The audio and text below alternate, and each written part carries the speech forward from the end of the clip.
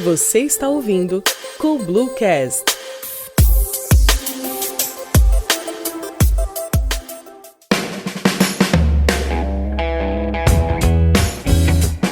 Olá, sejam bem-vindos a mais um episódio do CoBlueCast, nosso podcast sobre gestão. Eu sou o Gustavo Ramos, sócio e CRO da CoBlue, e hoje vou conversar com o Denilson Chicaco sobre criatividade. Denilson é CEO e fundador da Fábrica de Criatividade, que é uma consultoria de inovação e criatividade para potencializar habilidades de pessoas reais dentro de empresas. Empresário, músico e tecnólogo, graduou-se em Tecnologia da Informação pela Universidade Mackenzie e Música pela Yamaha. Especialista em criatividade, carrega em seu currículo 37 vezes como padrinho de casamento e mais de 197 jogos de tabuleiro em seu arsenal. Denilson, obrigado por estar com a gente, é um prazer ter você aqui. Pode se apresentar e falar um pouquinho dessa empresa que também é uma grande parceira da CoBlue. Bom, em primeiro lugar, obrigado aí pelo convite, Gustavo. Eu sou o Denilson, da Fábrica de Criatividade. A gente faz projetos malucos, rentáveis e interessantes para grandes empresas do Brasil e fora. A gente é uma consultoria de inovação. O que uma consultoria de inovação faz, até já para introduzir aí o tema? Basicamente, as empresas pagam para a gente e ajudá-las a criarem ideias incríveis. Ideias que valem dinheiro, ideias que valem negócio, ideias que valem oportunidades, que pode ser desde um produto até um serviço, desde ajudar a criar um ecossistema de inovação até a resolver um problema muito específico que alguma área tem. Então, a gente faz desde criar um produto até criar uma molécula, desde fazer um evento até dar um treinamento. Então, é bem abrangente aí, tudo que envolve criatividade. A gente acredita que criatividade é possível fabricar. E é isso que a gente trabalha, na fabricação de uma coisa que normalmente as pessoas pensam que não é um produto, né, que é a criatividade. Legal, Denilson, legal. Bom, então hoje a gente vai falar bastante de criatividade, bastante aí de inovação. E eu acho que a gente poderia começar talvez definindo um pouco, né? Vocês escolheram esse nome Fábrica de Criatividade para a empresa de vocês, né? E o que é, então, criatividade? Como que isso se relaciona com inovação? Tem diferença? É a mesma coisa? Como que tu vê esses conceitos, né? Essa é uma pergunta clássica, né, do processo da criatividade. Para mim, tudo é possível fabricar. Você fabrica um perfume, você fabrica um chocolate, você fabrica um motor de um carro, e a criatividade também é passível de fabricação. Tem matéria-prima, tem processo, tem ferramenta. Quando você domina essa linha de produção, você começa a fabricar isso. E a criatividade, para mim, a melhor definição que eu gosto sempre de falar de criatividade é que é uma do... Inclusive, o cara que inventou a lâmpada, que é o Thomas Edison, que falava: sempre existe uma forma de melhorar algo, encontre-a. Buscar um jeito de melhorar algo é a criatividade. Quando você encontra, é a inovação. Então, assim, essa é a pergunta sobre criatividade e inovação, é isso. Criatividade é quando você tem o processo de achar uma melhoria. E inovação é quando você acha e gera valor. Tem uma frase também célebre aí, que todo mundo usa, que inovação é criatividade com CNPJ, né, com lucro. Então, quando você consegue ter uma inovação, que você consegue ter um lucro e ter um valor, com certeza resultou de um processo criativo que você teve antes. Então, para mim, quando você sempre existe uma forma de melhorar algo, encontra. Buscar é a criatividade. Quando você encontra e gera um valor, é a inovação. Poxa, que legal, cara. Esse exemplo aí que você deu da lâmpada é bem legal, porque provavelmente, né, quando a gente fala de lâmpada, qual que é o objetivo disso, né? É gerar luz, talvez iluminação, alguma coisa assim. E daqui a pouco alguém poderia ter ficado batendo cabeça como fazer uma vela queimar mais tempo, né? Mas alguma pessoa tentou fazer um negócio totalmente diferente, chegou na lâmpada, né? Eu achei legal que nessa tua fala tu falou um pouco do processo de criatividade, né? Tu falou que é uma coisa que tem matéria-prima, que tem processo. Será que tu consegue contar um pouco para nós como que é esse processo? Por onde que eu começo aí para gerar uma inovação, para ser criativo realmente? Adorei essa pergunta, porque sempre é bom começar pelo começo, né? Tem aquela famosa frase: se você não sabe para onde você está indo, qualquer lugar serve.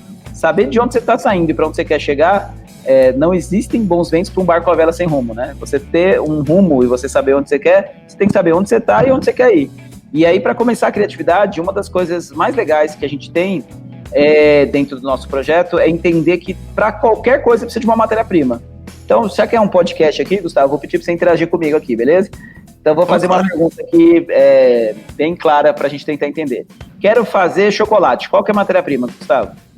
Cacau. Muito bom. Quero fazer etanol, combustível. Qual que é a matéria-prima? Álcool.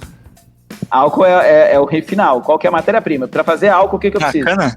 Muito bem, cana de açúcar. Fala um outro produto. Fala qualquer produto que exista no mundo. Cara, produto... Vamos pensar aí, não sei, café? Café. Café já é a matéria-prima, precisa do grão. né? O café Curitiba precisa do grão. Então, a matéria-prima, tudo existe uma matéria-prima, não tem nada que não existe. Você fala, tô olhando aqui para televisão. Televisão tem a matéria-prima, sei lá, foi o petróleo que fez o plástico, que tudo tem matéria-prima. E quando a gente fala de criatividade, é importante entender, então, como que eu começo? Buscando a matéria-prima. E aí, Gustavo, uma pergunta direta para você, que 100% das pessoas, 100% não, 99% das pessoas erram. Qual que é a matéria-prima da criatividade? Poxa, me pegou ainda, Nilson. Aqui a criatividade nunca tem erro, tá? Só para ficar legal. No processo da criatividade, não existe erro. Sempre, mesmo o erro é um acerto. E como a maioria das pessoas erra essa resposta, é legal, porque para mim isso é uma das coisas mais legais da criatividade, é perceber que o erro é acerto. E aí a gente vai falar sobre isso depois, inclusive. Mas então pode errar à vontade, que saiba que você está acertando. Poxa, eu acho que, cara, a matéria-prima, acho que são as pessoas, são as próprias pessoas, não? Porque é delas que sai a criatividade. É delas que sai. Só que essas pessoas, para mim, elas são um pouco mais do que meio do que matéria-prima. Com certeza elas têm uma parte de matéria-prima, mas elas são meio. Existe uma coisa anterior ainda das pessoas, sabe o que é? Problema. Problema. Tudo nasce de um problema. A criatividade só nasce de um problema. Outro dia um repórter de TV me fez uma pergunta. Denilson, todo mundo pode ser criativo? Eu falei, não é todo mundo. É só quem tem problema. Quem tem problema pode ser criativo. Quem não tem problema não precisa de criatividade. Então, se você tem um problema, ali é a matéria-prima. Aí, em cima dessa matéria-prima, que é o problema, entra as pessoas, entra método, entra ferramenta, entra tudo para transformar esse problema numa ideia, numa solução, numa oportunidade. Então, acho que tudo começa com um problema. E é uma das coisas que eu acho mais incríveis, porque quase nunca a gente aprendeu a pensar num problema. Vocês na Coblu são muito legais porque vocês fazem a parte de entender a meta. Então, você já vem na... Tipo, eu preciso ter um norte, eu preciso querer chegar lá para fazer todo mundo virar. Agora, o que vem antes? Entender o problema. E nunca as pessoas foram treinadas para escrever bons problemas. Tem uma frase do Einstein que fala assim, se eu tivesse que resolver um problema, eu tivesse 1 hora para resolver, eu passaria 50 minutos pensando no meu problema e depois eu vou achar a resposta. Porque só de pensar no problema já vem resposta. Aprender a escrever um problema, tem um curso, inclusive, em Harvard, que é um curso que demora 6 meses, que é como aprender a estruturar um problema. São 19 perguntas que você tem que responder antes de ter um problema. Então isso é muito legal quando você entende que tudo parte de um problema, você acaba aprendendo a escrever bons problemas. Poxa, Denilson, que legal. Cara, isso que tu falou do problema como matéria-prima, nunca tinha pensado assim, mas agora olhando um pouquinho na nossa experiência na Coblu, trabalhando com o OKR aí já há alguns anos, né, e para quem está nos ouvindo e não conhece o OKR e quiser dar uma olhada nos outros episódios, a gente fala um pouquinho dessa metodologia aí para construção de objetivos e metas, né, e compartilhamento aí com toda a empresa. E acho que essa é a principal dificuldade, na verdade, quando está construindo bons objetivos, as pessoas terem alguns problemas em mente, entenderem quais são os problemas da empresa delas, para daí começar a propor bons objetivos, né? Só que muitas vezes o problema não está claro, não foi nem diagnosticado, né? Exato, eu acho isso de uma riqueza, assim, vocês, quando a gente está nessa parceria, inclusive a gente teve que preencher os nossos OKRs aqui, e aí foi um pouco mais, eu acho que fácil para a gente quando a gente tinha esses problemas bem claros. E aí, esse algoritmo, inclusive, que a gente desenvolveu aqui, tem muito conexão com quando você desenvolve o OKR também, de ter um problema mensurável, de ter um problema smart lá, né, que tenha um prazo, que tenha um budget, que eu saiba o número de onde eu estou partindo, de onde eu quero chegar, que tenha uma porcentagem de alguma coisa que eu tenho que melhorar essa porcentagem. Então isso tudo faz parte das indicações de um bom problema. Começar com a palavra como, desenvolver se o problema envolve ou pesquisa ou criatividade. As pessoas muitas vezes confundem criatividade com pesquisa. Quanto que é 2 mais 2? Mesmo que você não saiba essa resposta, você sabe que se procurar no Google vai ter uma resposta que vai te satisfazer. Então, não é um problema de criatividade, é um problema de pesquisa. E aí tem que desenvolver o que é problema que envolve um processo que precisa de criatividade, que eu ainda não tenho uma resposta, e o que é o problema que eu preciso de uma pesquisa. Eu sei que alguém aqui da minha empresa sabe essa resposta. Então, eu só tenho que pesquisar quem é essa pessoa. Isso não envolve criatividade. Então, separar esse joio do trigo e colocar um bom problema é incrível, porque isso faz com que a matéria-prima seja boa e, geralmente, a solução acaba sendo muito melhor quando você tem um problema bem estruturado.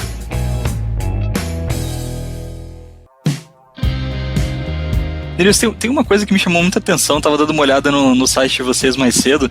Vocês têm um produto ali, um modelo de negócio que vocês trabalham que vocês chamam de CAS, assim. É CAS, né?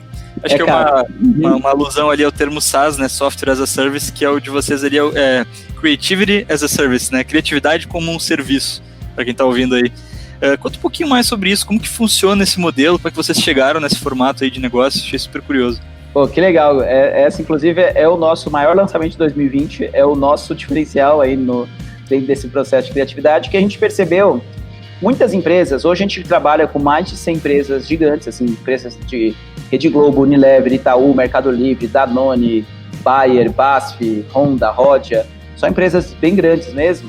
E todas essas, quando ligavam pra gente, elas geralmente pediam um serviço, pediam uma ideia para um evento, para um treinamento, para um produto.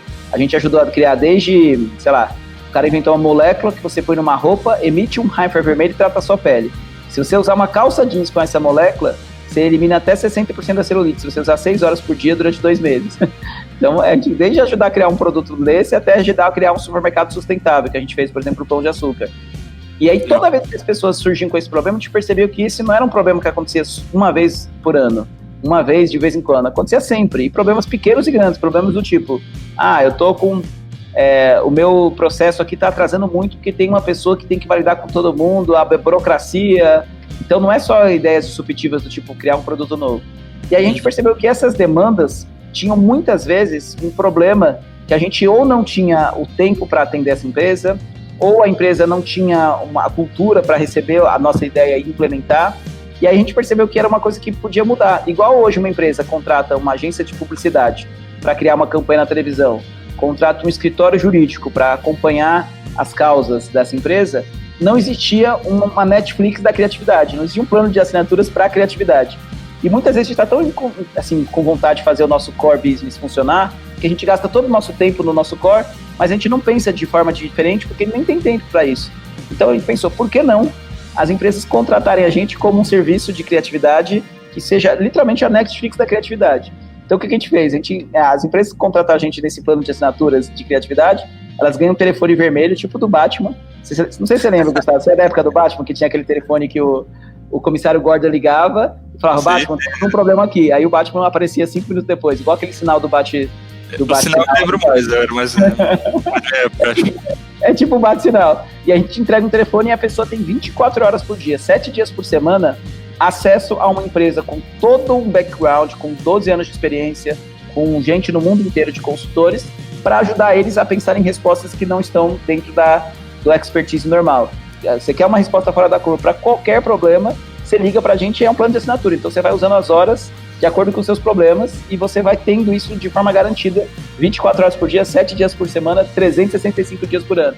E é muito legal que as empresas que contrataram a gente, empresas grandes, assim, a gente começou isso em 2020, já temos aí um leque grande de empresas que pagaram essa Netflix aí, e aí desde assim, Denilson, eu tô com um problema, amanhã eu tenho que fazer uma apresentação para Latam, e a minha apresentação PPT tá em português, e tem que ser em espanhol, e a dinâmica de abertura tá um lixo, eu queria melhorar, como que eu faço? E aí a gente, em 24 horas, remodelou a apresentação, deixou com o designer mais bonito, criou uma dinâmica de abertura e traduzimos para o espanhol. Então a gente faz desde coisas bem pontuais como essa até tipo, cara, eu tô com um projeto aqui grande de transformação digital e eu não sei por onde começar. Você consegue aportar recursos para a gente desenhar essa transformação digital?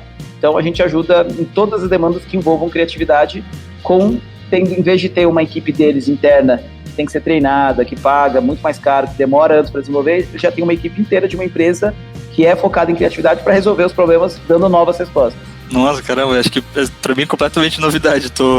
Minha mente explodiu aqui com todas essas ideias aí que tu falou agora. É inédito no mundo isso, tá? Só, assim, a gente é a primeira empresa a fazer criatividade como serviço. É claramente um diferencial nosso. Poxa, cara, não, parabéns, isso é completamente diferente. Até achei legal o Daniel que tá aqui conosco, né, que também é da equipe aí da fábrica, falou uma coisa que cabe super bem, acho que pro momento aí, pra nossa conversa, que é criar uma cultura de inovação, uma cultura de criatividade, né?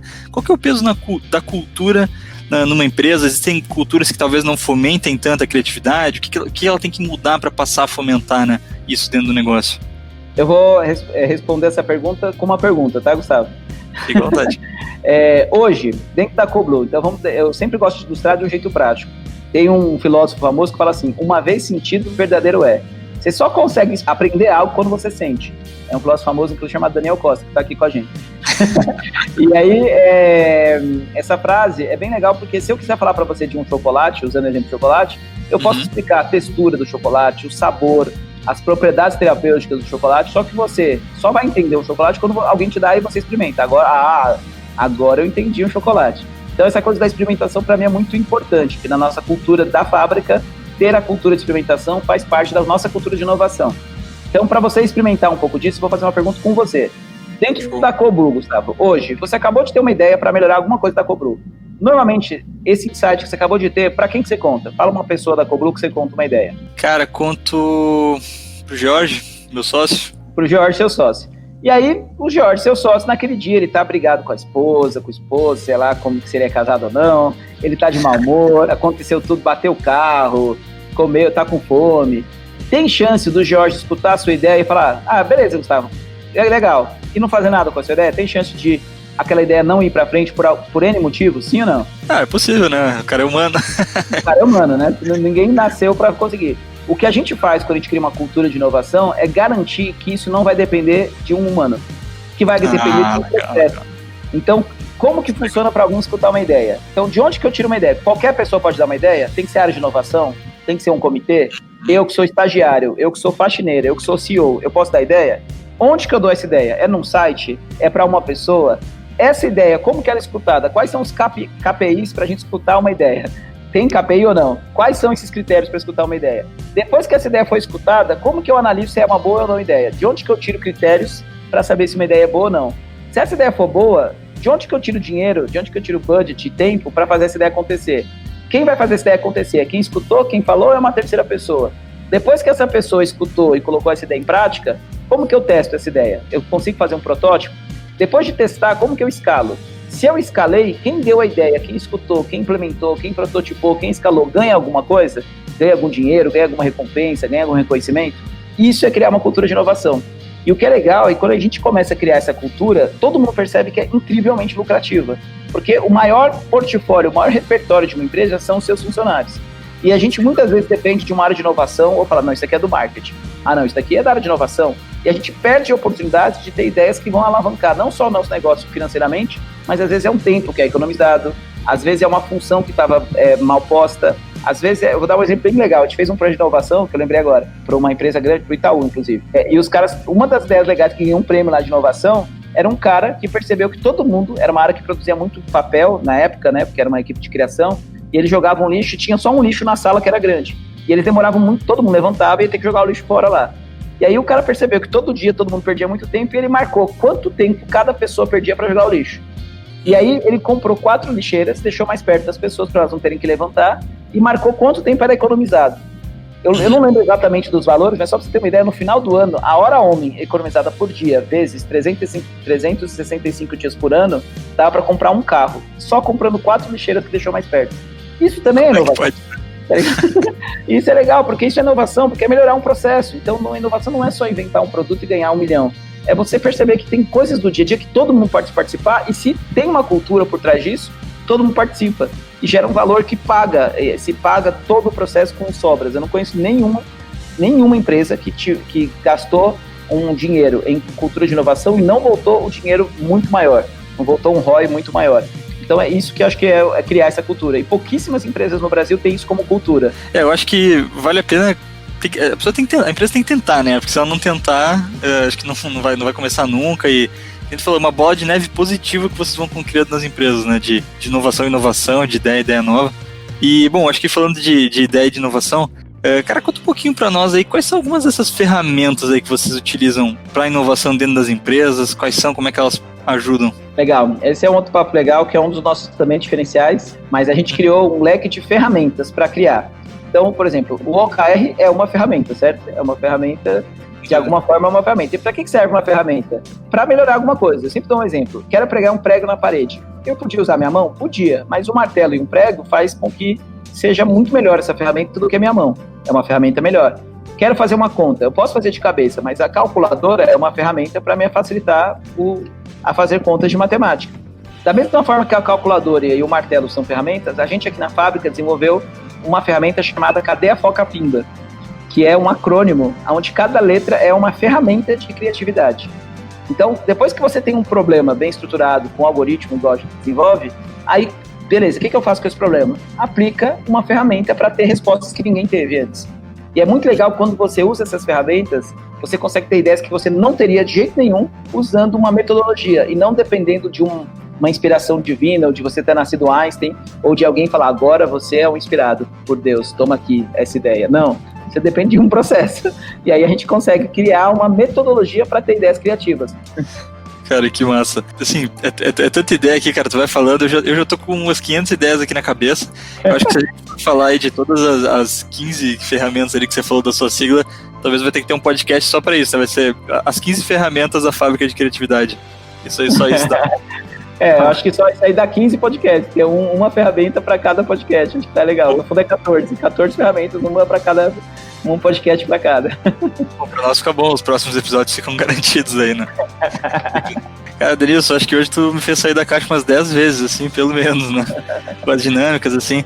Isso é uma coisa que a gente podia até trazer mais pro podcast aí, pro pessoal que ajuda a gente aqui a fazer, né? De tentar fazer esse tipo de interação, essas dinâmicas aí, provoca, né, cara? Faz a gente pensar. Imagina quanto vocês já não fizeram isso com todo mundo que vocês atendem. Tu deve fazer isso todo dia aí, pela naturalidade que tu trouxe aí isso pra nós, né, cara?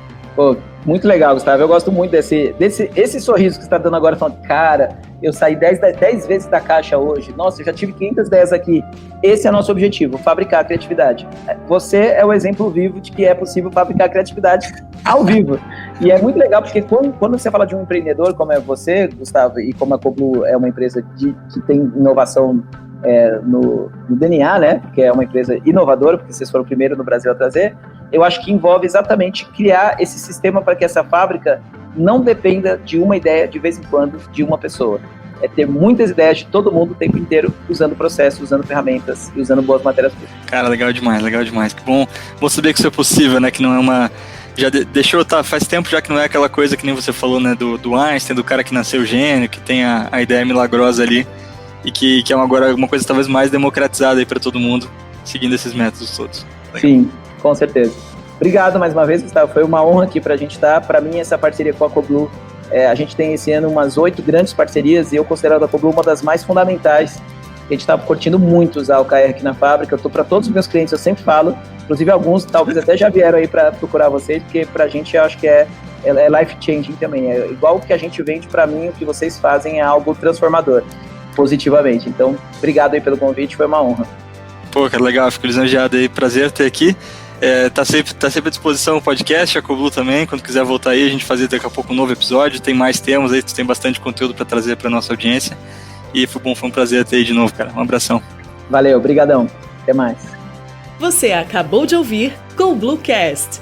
Acesse www.coblu.com.br.